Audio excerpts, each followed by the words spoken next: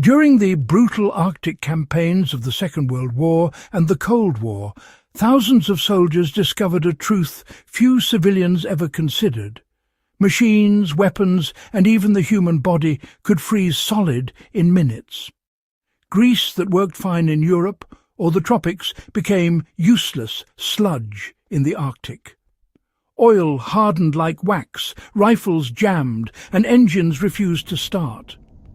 But from this deadly problem came a remarkable innovation, the Subzero grease trick that saved men, missions, and machinery when temperatures plunged to 50 below. This wasn't just about engineering. It was survival science at its most practical.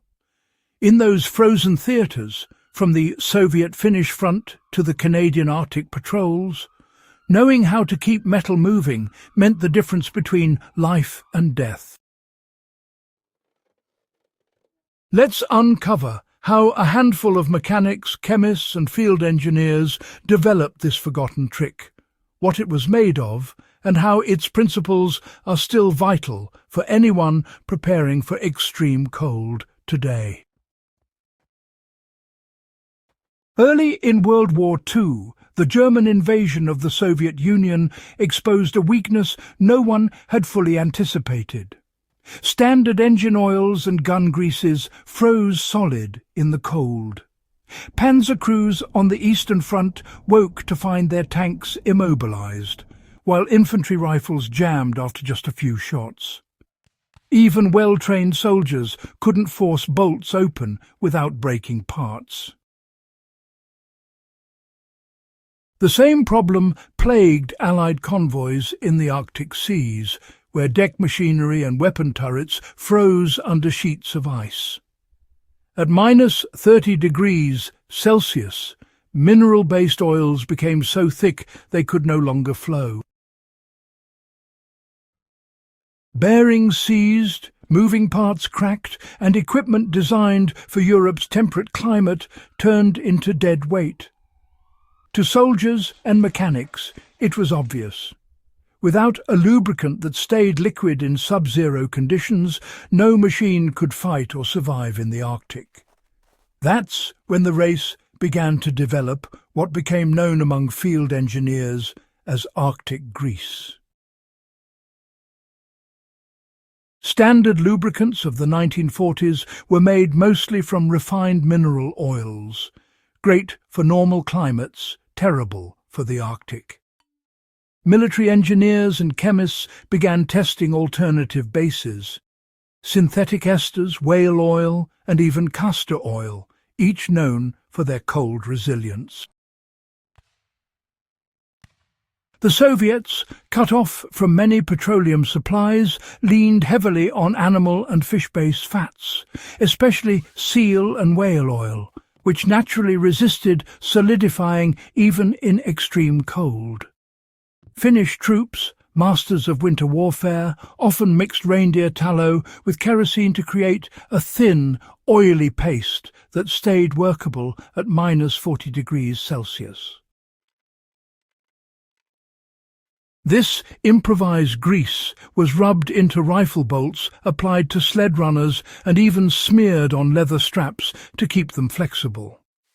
The ratio was roughly 1 part tallow to 2 parts kerosene, heated just enough to blend before cooling.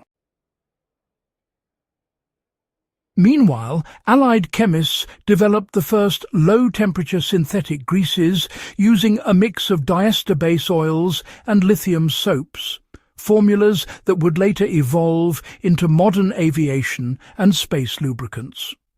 These compounds maintained a low pour point, meaning they stayed semi-fluid down to minus 65 degrees Celsius, and they resisted water crystallization, which was critical in icy environments. This breakthrough became known as the Subzero grease trick that, well, really defined Arctic survival, mixing base oils with additives or, natural fats that prevented freezing without sacrificing protection. In the Arctic, grease wasn't just for machinery, it became a tool for life. Soviet and Finnish troops used their special cold-weather greases on skis, sleds, boots, and even skin. A thin layer of fat-based grease rubbed into leather prevented cracking and moisture absorption, while applying it to exposed skin reduced frostbite by blocking evaporative cooling. On machinery, soldiers learned through experience how to apply it correctly. Before a night freeze, they wiped down moving parts with the thinnest layer possible. Excess grease could trap snow and ice, leading to abrasion or binding. By the late stages of the war, every major army operating in freezing climates had its own cold-proof lubricant blend. The U.S. Army's lubricant, Arctic, MILG 10924, was based on synthetic oil with lithium stearate and additives that resisted thickening. The Soviets relied on a mixture of whale oil and paraffin, while the British used a variant derived from castor oil. Each shared the same principle: use a compound that maintains flexibility under extreme cold without separating or solidifying. When the Cold War began, the Subzero grease trick became standard knowledge in military and survival engineering. Arctic radar stations, long-range bombers and submarines all depended on lubricants that wouldn't freeze. Jet engines, camera systems, and even missile guidance mechanisms were all packed with cold-proof greases originally inspired by wartime experimentation. One of the most notable applications was in Operation Chrome Dome, where American B-52 bombers flew continuous nuclear patrols over the polar region. These aircraft operated in extreme cold at high altitudes, requiring greases that wouldn't seize up at minus 60 degrees Celsius. Even NASA's early space programs benefited from the same technology. When designing lubricants for lunar and orbital equipment, engineers referenced the data gathered from Arctic and Antarctic expeditions, proving that the old soldier's grease trick had become part of humanity's advanced engineering toolkit.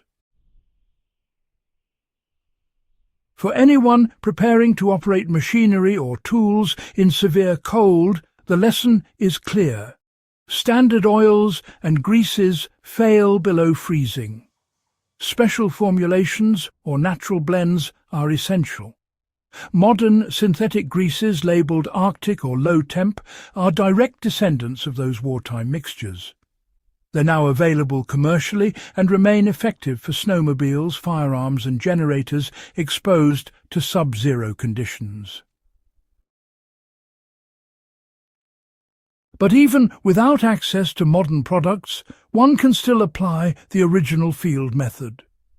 To create a workable emergency cold-weather lubricant, melt 1 part animal fat, like tallow or lard, and mix with 2 parts kerosene or lamp oil until smooth.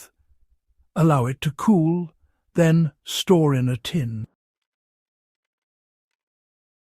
The resulting paste won't freeze even at minus 40 degrees Celsius and can be used to lubricate metal joints, prevent rust, or protect leather gear. You know, it's not just historical trivia. It's field-tested chemistry that continues to work, even today. Hunters, explorers, and Arctic mechanics still use versions of this same formula, relying on its proven effectiveness in some of the harshest conditions imaginable. When we study the Arctic campaigns and Cold War expeditions, it's, well, pretty easy to focus on strategy and weaponry. But behind every working rifle, engine and radio was a thin film of grease that simply refused to quit in the cold. It was small details like this, born of necessity and experimentation, that really determined who could function, and frankly, who froze. The Subzero grease trick wasn't just an engineering solution, it was actually a symbol of human adaptability under impossible conditions. It proved, once again, that survival often depends not on grand inventions, but on small, practical adjustments made by those who truly understand their environment. If you found this exploration valuable, don't forget to subscribe to In the Beginning and, share this video with fellow history enthusiasts and survivalists. Each episode uncovers the forgotten ingenuity behind humanity's toughest challenges, from frozen battlefields to underground bunkers, where innovation was measured not in comfort, but in endurance. Stay informed, stay prepared, and keep history alive.